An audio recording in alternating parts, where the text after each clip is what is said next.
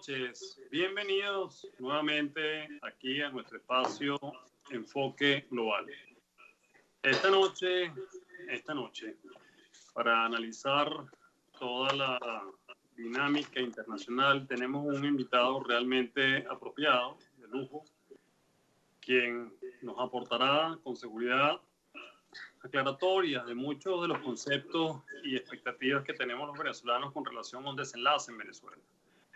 Se trata del presidente de la Comisión Permanente de Política Exterior de nuestra Asamblea Nacional, el diputado Armando Armas. Armando, bienvenido, diputado, a nuestro espacio Enfoque Global. Gracias, embajador. Aquí preguntándome cómo se pasa de ser abogado del diablo a tener un enfoque global. Entonces, vamos a ver cómo va eso.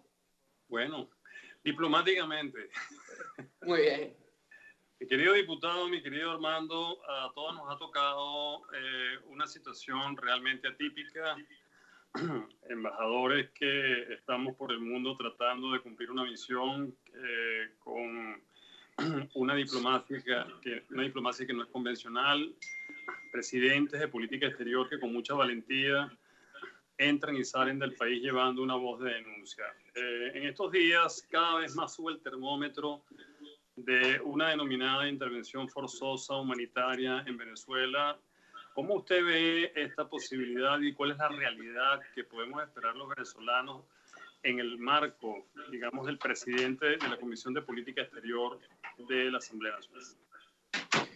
Bueno, antes que nada, agradecido por este espacio, Orlando, y efectivamente, nosotros estamos en una misión que tiene que ir por fases. Hay quienes queremos y creemos profundamente, y por eso asumimos esta vocación de vida, que es la transformación de Venezuela. Ese es nuestro norte. La transformación de un país que tuvo el culmen de la democracia durante 40 años muy vilipendiados, pero fueron los mayores 40 años de paz, democracia, desarrollo, no perfectos, pero nada es perfecto y la democracia es perfectible. Ahora, cuando no hay democracia y cuando se insurge en contra de los principios democráticos, fundamentalmente el Estado de Derecho y toda la autocratización que llevó a las pretensiones totalitarias de un régimen durante 20 años, pues tenemos lo que tenemos, un Estado criminal, lo he designado yo. Hay quienes hablan de un Estado fallido y podemos aquí entrar en connotaciones teóricas, creo que no nos daría el tiempo. Sin embargo, a los resultados me remito. 9 millones de personas, 9 millones de connacionales bajo situación de hambre y con muchos más en riesgo. Más de 5 millones de personas venezolanos desplazados, teniendo la segunda crisis de refugiados más grande del mundo después de la de Siria, con proyecciones que se pueden convertir en la primera el año que viene, cuando pudiéramos tener, según las proyecciones, por ejemplo, del Brookings Institute, que ha hecho un nacional nuestro, el profesor Dani Bar, por ejemplo, dice que puede tener hasta 10 millones para el año que viene, lo cual sería 1/3 de nuestra población. Esto es dramático. Es dramático mientras en Venezuela se debate entre que no seas contagiado por el COVID-19 y porque no hay los insumos para ser atendido, pero también tienes que salir a buscar gasolina que no hay y también tienes que buscar alimentos. Es una situación realmente dramática. Quienes entendemos esta situación y quienes tenemos muchos años bregando, entendemos que esto no es una solución con la que podemos lidiar solamente los venezolanos, porque no compete solamente a los venezolanos, porque los actores de la coalición opresora, de la coalición con pretensiones totalitarias, tienen un fuerte componente, un fuertísimo componente internacional, que son actores estatales y actores no estatales. Y de los actores estatales no solamente están los terroristas, la banda del narcotráfico, grandes bandas delincuenciales, sino, por ejemplo, todos estos operadores financieros que a lo largo de tantos años se han dedicado a lavar dinero. Son grandes, quiero decir, dinero de los corruptos, de los violadores de derechos humanos y de los narcotraficantes. Es decir, hay muchos países como actores estatales como Cuba, Rusia, Irán, China, que están apoyando a este régimen en un contexto geopolítico de cada vez más tensiones. Ante eso es lo que nosotros nos estamos enfrentando. Y eso cuesta muchas veces entenderlo porque hay una línea muy delgada entre perder la esperanza y la resignación en decir que es que si los otros países no nos ayudan, nosotros nunca vamos a ser liberados. te repito, nosotros estamos en la onda y con el gran objetivo de la transformación de Venezuela, pero para la que se dé la transformación de Venezuela debe haber una transición a la democracia antes. Pero un paso previo a la transición a la democracia debe ser la liberación de Venezuela. Es decir, los pasos, usted ya, antes el presidente Guaidó lo llamó cese de la usurpación, gobierno de transición, elecciones libres. Yo creo que en grandes rasgos se puede resumir como liberación, transición y luego transformación. Y la liberación es lo primero, porque somos un territorio secuestrado, ocupado, no solamente, repito, por el narcotráfico, sino por el terrorismo y por países, digamos, actores estatales que están influenciando en Venezuela con todo lo que eso implica.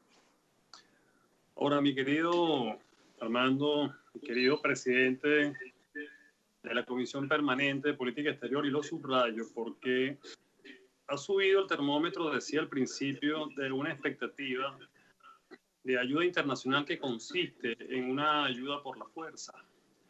Sabemos que existen principios como la responsabilidad de proteger, o en otro sentido, en el orden público internacional existen tratados de seguridad y defensa o tratados también para tratar de proteger a la humanidad y a los pueblos de bandas organizadas, porque Venezuela es secuestrada, como bien lo has dicho, por una banda criminal. ¿Qué gestión ha hecho la Comisión Permanente de Política Exterior con sus colegas parlamentos en el mundo en esta línea, si es que la ha hecho en esta dirección? Bueno, como bien sabes, para este tipo de eventos, primero debería haber un consenso interno político y eso es lo que se está logrando. Si me preguntas a mí, yo nunca he escondido digamos, al hablar al menos honestamente y francamente, sin pruritos, de que esta cooperación en materia de seguridad y defensa, cooperación en materia militar, pues no puede ser, o no es desdeñable, no puede ser tachada de primer plano. Yo he tratado de ser, digamos, cónsono y coherente en este discurso, pero también entiendo que, por un lado, hablar de esto genera crispación. Muchas veces, hablar de esto a nuestros aliados incluso, genera un poco a veces de incomodidades. Por ejemplo, te doy un ejemplo. Yo recientemente, antes de entrar en esta reunión, hoy estuvimos hablando con el presidente de la Comisión de Políticas Exteriores del Parlamento Europeo, el alemán escocés David McAllister. Y es importante hacerles entender que esto es una situación que trasciende el tema político. No depende de los venezolanos que el mundo venga a ayudarnos de manera militar, y eso tiene que quedar muy claro. No depende de los venezolanos. Eso corresponde a cada una de las estrategias de seguridad y defensa y en función de los intereses de cada uno de los países, en función de sus criterios de seguridad y defensa. Y es por eso que con ellos hay que hablar para plantear la situación de cómo es que Venezuela es una amenaza, no solamente para los venezolanos, que la es, no solamente para nuestros vecinos, y ahí tenemos el caso de Colombia, tenemos el caso de Brasil, tenemos el caso de Perú, el caso del hemisferio en general, solamente con Estados Unidos, sino también, con esto termino, con las democracias del mundo y con el mundo en general. Tenemos que ir a identificar la estación, Armando, pero ya volvemos a hablar sobre un tema muy puntual, que es el tema de la somalización del continente vía Venezuela. Amigos, es el presidente de la Comisión Permanente de Política Exterior, el diputado Armando Armas. En un segundo volvemos a ustedes.